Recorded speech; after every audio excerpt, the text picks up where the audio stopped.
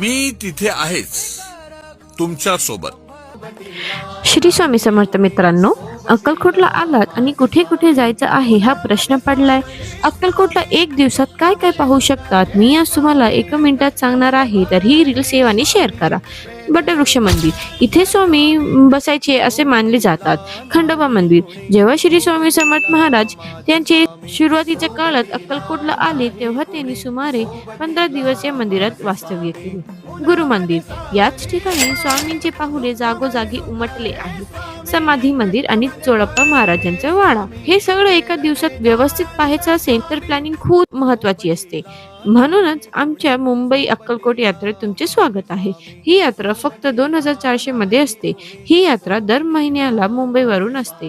येणारी यात्रा 20 आणि 21 जूनला आहे. सीट बुक करण्यासाठी आणि अधिक माहितीसाठी स्क्रीनवर दिलेल्या नंबरवर संपर्क करा. धन्यवाद.